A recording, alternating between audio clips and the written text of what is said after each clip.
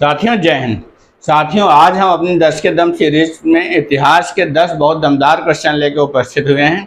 साथियों अगर आप हमारे और क्वेश्चन नहीं देखे हैं 10 के दम सीरीज के, तो हमारी कैलिबर अड्डा के प्लेलिस्ट में जाके आप देख सकते हैं। 350 से अधिक क्वेश्चन हमारे उसमें हैं, उनको जाइए साथियों, रिवाइज करिए, उनका कलेक्शन करिए, करते रहिए। इन क्वेश्चनों का आगे आने वाले जो एग्ज़ाम है आपके लिए उसमें बहुत उपयोगी सिद्ध होंगे दोस्तों, डेट श्योर है आपको।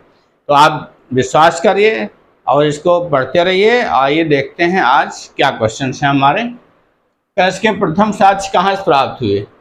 तो अभी लिखित रूप से आप बहुत लोग जानते होंगे मेहरगढ़ से प्राप्त माने जाते हैं, जो इस समय बलूचिस्तान में है पाकिस्तान के, और बलून एक जगह है, वहाँ से पाए गए हैं।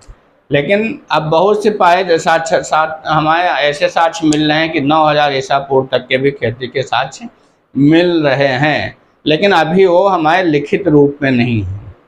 अभी ऐसा उनमें रिसर्च चल रही है, क्योंकि ये सभ्यता तो 5000 साल ईसा पूर्व की है, लेकिन हमारे 9000 ईसा पूर्व तक इसके साक्ष्य प्राप्त हो रहे हैं। तो दोस्तों अभी जो लिखित रूप से तो अभी मेहरगढ़ ही है, मेहरगढ़ से। अभी एग्जाम में आप मेहरगढ़ ही लिखेंगे। कहाँ है? बलूचिस्तान, पाकिस्तान में है। बलूचिस्तान की जगह बलून जगह है, वहां से प्राप्त हुए हैं। मृदभांड क्या होते हैं दोस्तों? ये मिट्टी के एक टाइप के बर्तन होते हैं। मृदभांड बहुत क्वेश्चन पूछा जाता है। पहले पाषाण काल में क्या मृदभांड पाए जाते थे। हमारे नवीन जो पूरा पाषाण काल है, उसके बाद का जो नवीन पाषाण तक काल जो हमें सभ्यता में भी प्राप्त हुए हैं, हड़प्पा सभ्यता में। तो मृदभांड क्या है? तो मृदभांड क्या होते हैं? मिट्टी के बर्तन होते हैं, मिट्टी के बर्तन, मिट्टी के बने पाट होते हैं, बर्तन होते हैं। तो बहुत से कैसे मृदभांड मिले हैं सभ्यता में? बहुत से मृदभांड प्राप्त हुए हैं आपको। कैसे मिले हैं? लाल मिले हैं, काले मिले हैं, लाल काले कलर के मिले हैं, लाल और काले, और चित्रित धूसर, चित्रित भी मिले हैं, चित्रित धूसर। चित्रित धूसर क्या होता है? स्लेटी रंग में लाल रंग से बनी होती थी, उसमें कलाकारी बनी होती थी, चित्रकारी बनी होती थी। वो लाल काले चित्रित रंग के धूसर मृदभांड हमें प्राप्त हुए हैं हड़प्पा सभ्यता से। बाबर का जन्म कहाँ हुआ था दोस्तों? ये मध्य एशिया का शासक था। सबसे पहले इसने काबुल को जीता था 1504 ईस्वी में। तो ये कहाँ का शासक था? तो मध्य एशिया का था, मध्य एशिया का शासक था।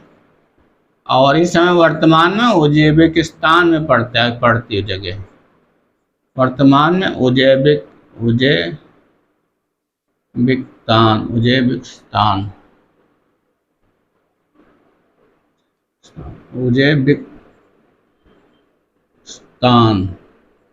उज्बेकिस्तान में जगह पड़ती है।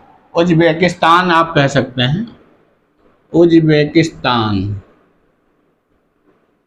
उज्बेकिस्तान।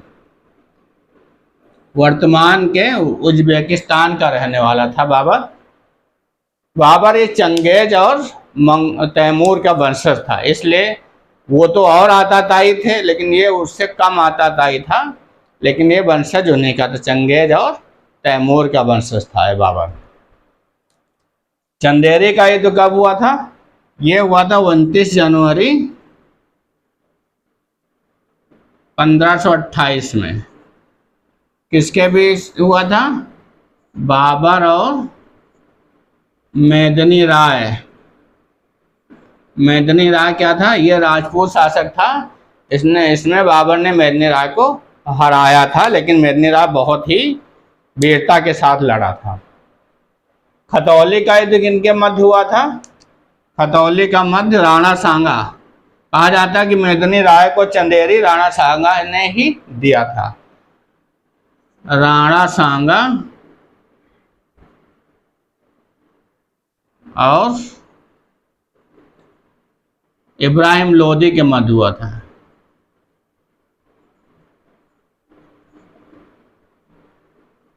इब्राहिम लोदी जो है राजपूताना राज्य पे कब्जा करना चाहता था, उनकी शक्ति को देख कर उनको दबाना चाहता था। अपने साम्राज्य का विस्तार करने के लिए 1517 ईस्वी में सेना लेकर के वो कहाँ पहुंच गया?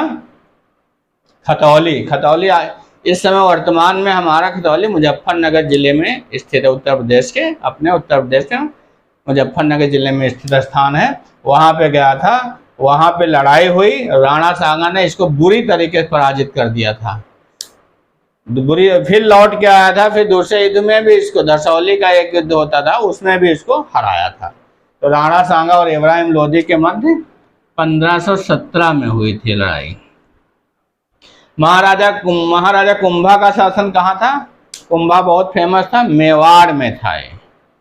मेवाड़ में 1433 से लेकर के 1468 तक इनका शासन माना जाता है। ये सिसोदिया वंश के शासक थे। सिसोदिया वंश मेवाड़ में शासन था इनका।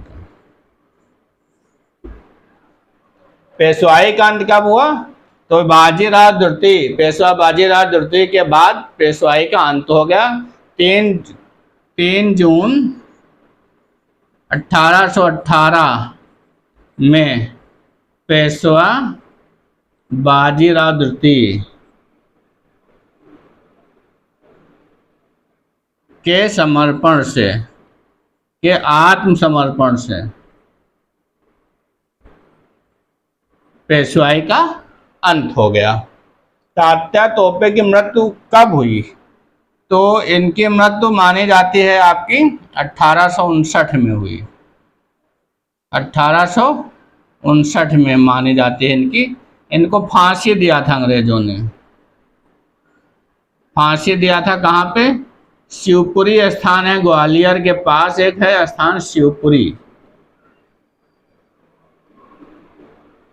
लेकिन माना यह जाता, कहा यह जाता है कि इनकी मृत्यु लड़ाई में ही तोप का गोला गिरने से हो गई थी। लेकिन अंग्रेज अपने को, आपका एक एग्जाम्पल सेट करने के लिए इनको फांसी पे लटकाए थे। इनके लाश को बना के दिखाए थे कि हमने इनको फांसी में लटका के इनको मृत्युदंड दिया है। कहा जाता है कि और ये किंवदंती यह है कि इनके किसी साथी ने ही इनको गुप्त मुखबरी कर दी थी अंग्रेजों से, जिससे ये पकड़ गए थे और अंग्रेजों ने इनको फांसी पे लटका दिया था। रॉलेट एक्ट कब पारित हुआ? ये 1919 में पारित हुआ। 1919 में रॉलेट एक्ट पारित हुआ। और उस समय क्या था? लॉर्ड चेम्सफोर्ड था गवर्नर जनरल भारत में। कब से था ये? लॉर्ड चेम्सफोर्ड के समय था पारित हुआ है। ये कब आया था? 1916 से लेके 1921 तक इसका शासनकाल रहा। तो 1919 में रॉलेट एक्ट इसके समय पारित हुआ। 1916 अधिवेशन के अध्यक्ष कौन थे? पहले आपको पता होना चाहिए, कांग्रेस का अधिवेशन है 1916। ये कहाँ हुआ था? लखनऊ में हुआ था।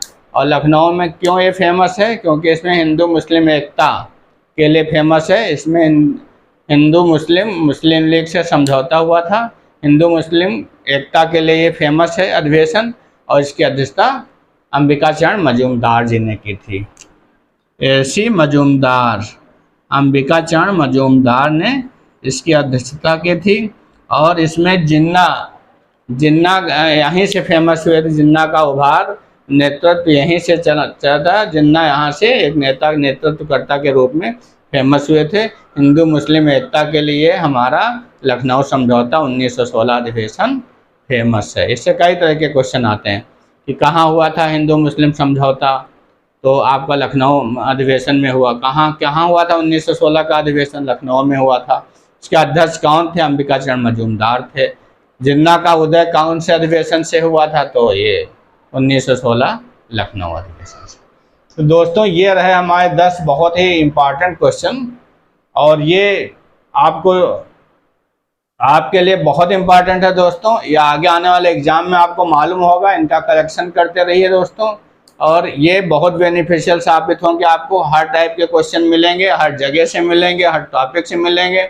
इम्पॉर्टेंट से इम्पॉर्टेंट जो पैटर्न आजकल परीक्षाओं का, उस पर आधारित क्वेश्चन है दोस्तों। तो दोस्तों आप पढ़ते रहिए, और कोई भी दिक्कत है, कोई भी प्रॉब्लम होती है तो आप हमें कमेंट बॉक्स में अवश्य कमेंट करिए। हम वीडियो बनाएंगे, लेक्चर बनाएंगे, आपकी शंका का समाधान करेंगे। और हमारा चैनल कैलिबर अड्डा को आप सब्सक्राइब करिए, और आप बेल आइकन ऑन कर लीजिए, जिससे तुरंत वीडियो बनते आपको नोटिफिकेशन मिल जाए, आप उसको रिवाइज कर सकें। दोस्तों मस्त रहिए, पढ़ते रहिए, व्यस्त रहिए। धन्यवाद दोस्तों।